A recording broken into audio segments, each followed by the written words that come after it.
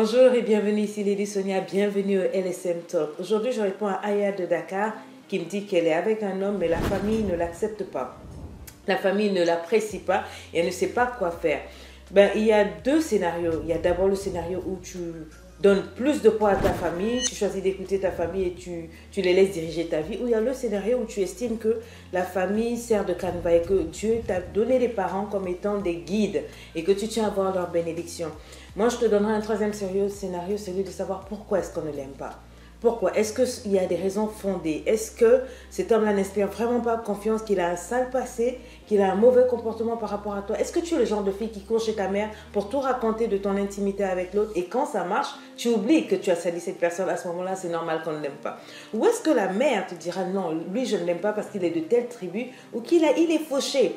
Alors c'est à ce moment-là que je vais te demander d'être clair. Si les raisons pour lesquelles ta famille ne l'aime pas sont fondées, arrête-toi. Et dis-toi une chose, c'est que ta famille t'aime et ils ne veulent pas que tu souffres. Assieds-toi, réfléchis et prie. Prie parce qu'ils arrivent peut-être à voir ce que toi tu n'arrives pas à voir. Effectivement, quand on est amoureuse, on a les yeux un peu dans les étoiles et on ne voit pas clair. Et ça serait dommage de te planter à ce moment-là. Pose-toi les bonnes questions. Ont-ils raison? Quelles sont les motivations? Pourquoi me disent-ils de m'éloigner de cet homme-là? Pourquoi est-ce qu'ils ne l'aiment pas? Et si tu es assez honnête avec toi-même, si tu arrives à t'examiner et à te rendre compte que cette personne n'est pas la bonne, tu le cales en l'air. Mais maintenant, si le scénario est mal fondé, dans le sens que on ne l'aime pas parce que y a un autre prétendant qui a plus d'argent et qui les a mis dans la poche et qu'en fait, tu ne l'aimes pas, ma chérie, à ce moment-là, je vais te dire, c'est de ta vie qu'il s'agit. C'est à toi de savoir ce que tu veux. Parce que ce n'est pas leur vie.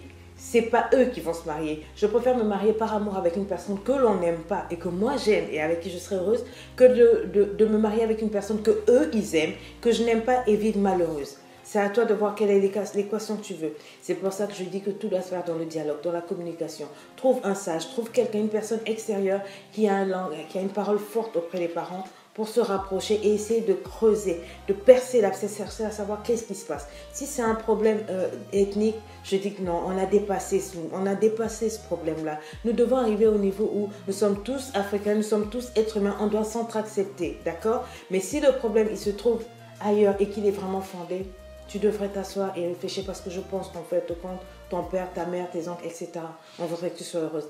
Mais c'est de toi qu'il s'agit, c'est de ton bonheur qu'il s'agit. Pose-toi toi-même la question, est-ce que cet homme vaut-il la peine? C'est tout ce que je pouvais te dire pour aujourd'hui. Ceci, j'aimerais m'adresser aux familles qui souvent s'ingèrent un peu trop. Vous avez eu votre vie, vous avez eu votre chance. Laissez à ces jeunes filles ou à ces jeunes personnes le choix et l'opportunité de prendre des décisions pour leur vie. Vous n'avez pas le droit, par rapport à ce que vous pensez être le mieux, de vous imposer ou de pourrir la vie à une personne qui va soit s'éloigner de vous et vous ne connaîtrez jamais vos petits-enfants, vous ne connaîtrez jamais un peu le bonheur de voir votre fille mariée. Accompagnez les gens, accompagnez votre progéniture vers le bonheur. Mais ne vous en imposez pas au point où, parce que vous avez vos motifs, il est de telle tribu, il est de telle religion, vous vous imposez et vous cassez le bonheur de vos enfants. Non, je vous encourage vraiment à faire preuve de largesse d'esprit et de beaucoup de tendresse envers vos enfants, beaucoup d'amour.